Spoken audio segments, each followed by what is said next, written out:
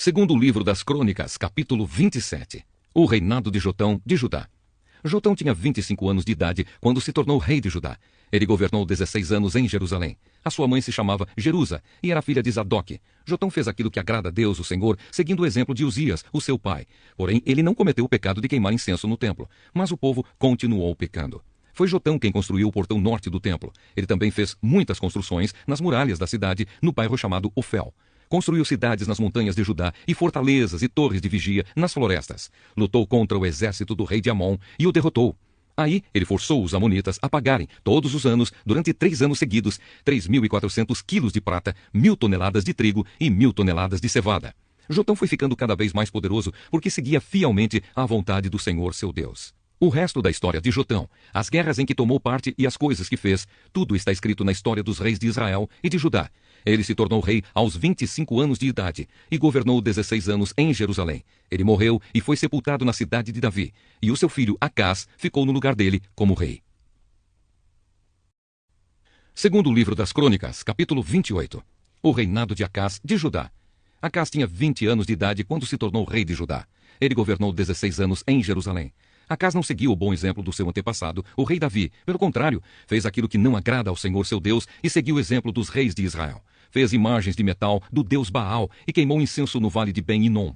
Chegou até a oferecer os seus próprios filhos, queimando-os como oferta aos ídolos, de acordo com o nojento costume dos povos que o Senhor Deus havia expulsado da terra, conforme os israelitas avançavam. Acás também ofereceu sacrifícios e queimou incenso nos lugares pagãos de adoração, nos morros e debaixo de todas as árvores que dão sombra. Por isso o Senhor, o Deus de Acás, deixou que o rei sírio o vencesse. Os sírios derrotaram o exército de Acás e levaram muitos judeus como prisioneiros para Damasco. E Deus também deixou que Acás sofresse uma grande derrota na guerra contra o rei de Israel. Em um só dia, o rei de Israel, Peca, filho de Remalias, matou 120.000 soldados valentes do exército de Acás. Deus fez isso porque o povo de Judá havia abandonado o Senhor, o Deus dos seus antepassados. Zicre, um valente soldado de Israel, matou Maaseias, filho do rei Acás. Matou também Asricã, o chefe do palácio, e Eucana, o primeiro-ministro do rei. Da terra de Judá, os israelitas levaram como prisioneiros muitos dos seus patrícios, isto é, 200.000 mulheres e crianças. Pegaram também muitos objetos de valor e os levaram consigo para a cidade de Samaria. O profeta Oded. Oded, um profeta do Senhor Deus, estava em Samaria e foi encontrar-se com o exército israelita que estava voltando para lá. Oded disse a eles: O Senhor, o Deus dos seus antepassados, ficou irado com o povo de Judá e deixou que vocês o derrotassem. Mas vocês mataram aquela gente com tanta raiva que Deus ficou sabendo disso. Agora vocês estão querendo fazer com que os homens e as mulheres de Judá e de Jerusalém se tornem seus escravos. Será que vocês não sabem que vocês pecaram contra o Senhor, seu Deus? Portanto, ouçam o que eu estou dizendo. Levem de volta os seus patrícios, esses prisioneiros que vocês trouxeram, pois Deus está muito irado com vocês. Então 4 das altas autoridades de Israel, isto é, Azarias, filho de Joanã, Berequias, filho de Mesilemote, Gensquias, filho de Salum, e Amasa, filho de Hadalai, também ficaram contra o que o exército israelita tinha feito. Eles disseram: Não tragam esses prisioneiros para cá. Já pecamos muito contra Deus, o Senhor, e o que vocês estão querendo fazer agora nos tornaria ainda mais culpados diante de Deus. Ele já está muito irado com a gente. Aí os soldados israelitas largaram os prisioneiros e as coisas que tinham trazido de Judá, entregando-os ao povo e às autoridades. Os 4 homens já citados foram escolhidos para cuidar dos prisioneiros. Das coisas que tinham sido trazidas de Judá, eles pegaram roupas e sandálias e deram aos que precisavam. Depois deram de comer e de beber a todos eles e cuidaram dos seus ferimentos. Em seguida, levaram todos os prisioneiros de volta para a sua terra e os deixaram em Jericó, a cidade das palmeiras. Os que estavam muito fracos foram montados em jumentos. Então os israelitas voltaram para Samaria. Acás pede socorro aos assírios.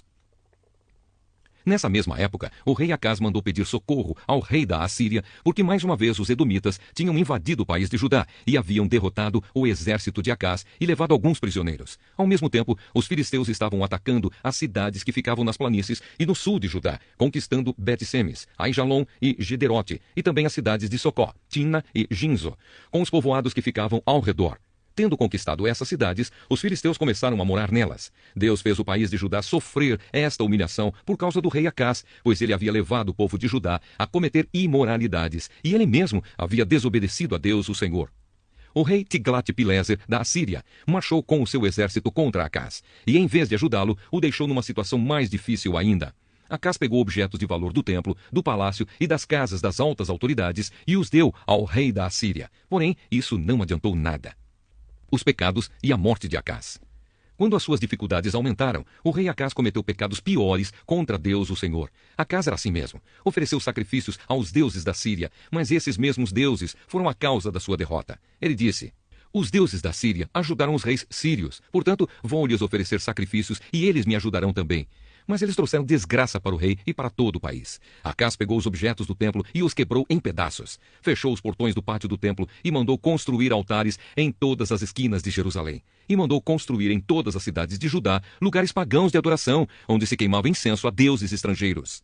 Assim, ele fez com que o Senhor, o Deus dos seus antepassados, ficasse muito irado. Todas as outras coisas que o rei Acás fez, desde o começo até o fim do seu reinado, estão escritas na história dos reis de Judá e de Israel.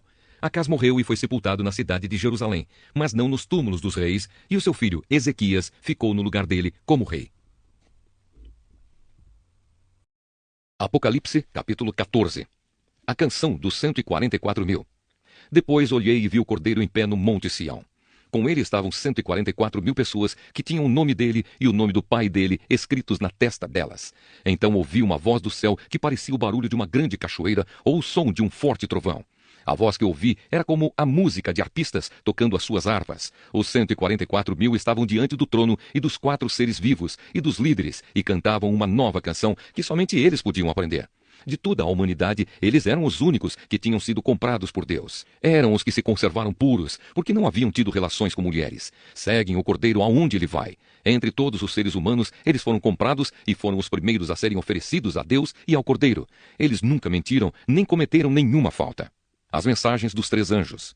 Então vi outro anjo voando muito alto, com uma mensagem eterna do Evangelho para anunciar aos povos da terra, a todas as raças, tribos, línguas e nações. Ele disse com voz forte: temam a Deus e louvem a sua glória, pois já chegou a hora de Deus julgar a humanidade. Adorem aquele que fez o céu, a terra, o mar e as fontes das águas. Um segundo anjo seguiu o primeiro, dizendo: caiu a grande Babilônia. Ela embriagou todos os povos, dando-lhes o seu vinho, o vinho forte da sua terrível imoralidade. Um terceiro anjo seguiu o segundo, dizendo com voz forte: aqueles que adorarem o monstro e a sua imagem e receberem o sinal na testa ou na mão, beberão o vinho de Deus, o vinho da sua ira, que ele derramou puro na taça do seu furor. Eles serão atormentados no fogo e no enxofre, diante dos santos anjos e do Cordeiro. A fumaça do fogo que os atormenta sobe para todos sempre. Ali não há alívio, nem de dia nem de noite, para os que adoram o monstro e a sua imagem, nem para qualquer um que tenha o sinal do nome dele. Isso exige que o povo de Deus aguente o sofrimento com paciência. Esse povo são aqueles que obedecem aos mandamentos de Deus e são fiéis a Jesus. Então ouviu uma voz do céu que disse: escreva isto: felizes as pessoas que desde agora morrem no serviço do Senhor. Sim, isso é verdade, responde o Espírito de Deus. Elas descansarão do seu duro trabalho, porque levarão consigo o resultado dos seus serviços. A colheita do fim dos tempos. Então olhei e vi uma nuvem branca, na qual estava sentado alguém que parecia um ser humano, com uma coroa de ouro na cabeça e uma foice afiada na mão. Outro anjo saiu do templo e gritou bem forte para aquele que estava sentado na nuvem: use a sua foice e faça a colheita, porque já chegou a hora de colher. A terra está pronta para a colheita. Depois o que estava sentado na nuvem passou a foice sobre a terra e fez a colheita. Aí outro anjo saiu do templo que está no céu, e ele também tinha uma foice afiada. Depois outro anjo, que era um encarregado do fogo, saiu de perto do altar. Com voz forte, ele gritou para o anjo que tinha a foice afiada: use a foice e corte os cachos de uvas da videira da terra, pois as uvas estão maduras. Então o anjo passou a foice sobre a terra, cortou os cachos de uvas da videira e os jogou no tanque da violenta ira de Deus, onde as uvas são pisadas. As uvas foram pisadas no tanque que ficava fora da cidade, e o rio de sangue que saiu desse tanque tinha 300 quilômetros de comprimento por 1,5 metro de fundura. Zacarias, capítulo 10. Deus promete salvar o seu povo. Peçam a Deus, o Senhor, que mande as chuvas da primavera, pois é Ele quem manda as nuvens e a chuva para fazer com que os campos produzam colheitas para todos. Não adianta vocês consultarem os ídolos ou os médiuns, pois eles só dizem bobagens e mentiras. Os que explicam sonhos são falsos, e as suas palavras de consolo não ajudam nada. Por isso o povo vive aflito e anda sem direção, como ovelhas que não têm pastor. O Senhor Deus diz: estou irado com os chefes estrangeiros que governam o meu povo e vou castigá-los duramente. Eu, o Senhor Todo-Poderoso, vou tomar conta do meu rebanho, o povo de Judá, e vou fazer com que eles sejam como o meu forte cavalo de guerra. Do meio deles virão todos os chefes, líderes militares e governadores do meu povo. Todos juntos vencerão e serão como os soldados que pisam os seus inimigos na lama das ruas. Lutarão porque eu, o Senhor, estou com eles, e derrotarão até os inimigos montados a cavalo. O Senhor Deus diz: darei forças ao povo de Judá, salvarei o povo de Israel. Tenho compaixão deles e os trarei de volta do cativeiro. Será como se eu nunca os tivesse rejeitado, pois eu sou o Senhor, o Deus deles, e atendo às suas orações. Os homens de Israel serão fortes como soldados, serão alegres como os que bebem vinho. Os seus descendentes ouvirão falar disso e ficarão contentes e alegres por causa do que eu, o Senhor, fiz. Chamarei o meu povo e os juntarei, pois eu os trarei de volta para o seu país. E serão novamente tão numerosos como eram no passado. Eu os espalhei pelas nações distantes, mas mesmo assim eles não têm esquecido de mim. Eles e os seus filhos continuarão vivos e voltarão de novo para a sua terra. Eu os farei voltar do Egito e da Assíria, e os levarei para as terras de Gileade e do Líbano. Serão tantos que não haverá lugar para todos. Atravessarão o Mar Vermelho, e eu, o Senhor, baterei nas ondas e secarei as águas do rio Nilo. Destruirei o orgulho da Assíria e acabarei com o poder do Egito. Darei forças ao meu povo, e pelo meu poder eles viverão. Eu, o Senhor, falei. O Evangelho de João, capítulo 13. Jesus lava os pés dos discípulos. Faltava somente um dia para a festa da Páscoa. Jesus sabia que tinha chegado a hora de deixar este mundo e ir para o Pai. Ele sempre havia amado os seus que estavam neste mundo e os amou até o fim. Jesus e os seus discípulos estavam jantando. O diabo já havia posto na cabeça de Judas, filho de Simão Iscariotes, a ideia de trair Jesus. Jesus sabia que o Pai lhe tinha dado todo o poder. E sabia também que tinha vindo de Deus e ia para Deus. Então se levantou, tirou a sua capa, pegou uma toalha e amarrou na cintura. Em seguida pôs água numa bacia e começou a lavar os pés dos discípulos e a enxugá-los com a toalha. Quando chegou perto de Simão Pedro, este lhe perguntou: vai lavar os meus pés, Senhor? Jesus respondeu: agora você não entende o que estou fazendo, porém mais tarde vai entender. O Senhor nunca lavará os meus pés, disse Pedro. Se eu não lavar, você não será mais meu discípulo, respondeu Jesus. Então, Senhor, não lave somente os meus pés, lave também as minhas mãos e a minha cabeça, pediu Simão Pedro. Aí Jesus disse: quem já tomou banho está completamente limpo e precisa lavar somente os pés. Vocês todos estão limpos, isto é, todos menos um. Jesus sabia quem era o traidor. Foi por isso que disse: todos menos um. Depois de lavar os pés dos seus discípulos, Jesus vestiu de novo a capa, sentou-se outra vez à mesa e perguntou: vocês entenderam o que eu fiz? Vocês me chamam de mestre e de senhor, e têm razão, pois eu sou o mesmo. Se eu, o senhor e o mestre, lavei os pés de vocês, então vocês devem lavar os pés uns dos outros, pois eu dei o exemplo para que vocês façam o que eu fiz. Eu afirmo a vocês que isto é verdade. O empregado não é mais importante do que o patrão, e o mensageiro não é mais importante do que aquele que o enviou. Já que vocês conhecem esta verdade, serão felizes se a praticarem. Não estou falando de vocês todos, eu conheço aqueles que escolhi, pois tem de se cumprir o que as Escrituras Sagradas dizem. Aquele que toma refeições comigo se virou contra mim. Digo isso a vocês agora, antes que aconteça, para que quando acontecer, vocês creiam que eu sou quem sou. Eu afirmo a vocês que isto é verdade. Quem receber aquele que eu enviar, estará também me recebendo, e quem me recebe, recebe aquele que me enviou. Jesus aponta o traidor. Depois de dizer isso, Jesus ficou muito aflito e declarou abertamente aos discípulos: eu afirmo a vocês que isto é verdade. Um de vocês vai me trair. Então eles olharam uns para os outros, sem saber de quem ele estava falando. Ao lado de Jesus estava sentado um deles, a quem Jesus amava. Simão Pedro fez um sinal para ele e disse: pergunte de quem o mestre está falando. Então aquele discípulo chegou mais perto de Jesus e perguntou: Senhor, quem é ele? É aquele a quem vou dar um pedaço de pão passado no molho, respondeu Jesus. Em seguida, pegou um pedaço de pão, passou no molho e deu a Judas, filho de Simão Iscariotes. E assim que Judas recebeu o pão, Satanás entrou nele. Então Jesus disse a Judas: o que você vai fazer, faça logo. Nenhum dos que estavam à mesa entendeu por que Jesus disse isso. Como era Judas que tomava conta da bolsa do dinheiro, alguns pensaram que Jesus tinha mandado que ele comprasse alguma coisa para a festa ou desse alguma ajuda aos pobres. Judas recebeu o pão e saiu logo, e era noite. O novo mandamento.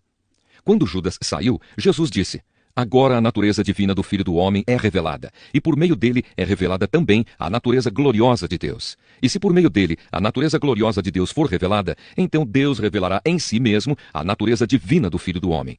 E Deus fará isso agora mesmo. Meus filhos, não vou ficar com vocês por muito tempo. Vocês vão me procurar, mas eu digo agora o que já disse aos líderes judeus: vocês não podem ir para onde eu vou. Eu lhes dou este novo mandamento: amem uns aos outros. Assim como eu os amei, amem também uns aos outros. Se tiverem amor uns pelos outros, todos saberão que vocês são meus discípulos. Pedro é avisado. Simão Pedro perguntou a Jesus: Senhor, para onde é que o Senhor vai? Jesus respondeu: você não pode ir agora para onde eu vou. Um dia você poderá me seguir. Pedro tornou a perguntar: Senhor, por que eu não posso segui-lo agora? Eu estou pronto para morrer pelo Senhor. Está mesmo? Perguntou Jesus. Pois eu afirmo a você que isso é verdade. Antes que o galo cante, você dirá 3 vezes que não me conhece.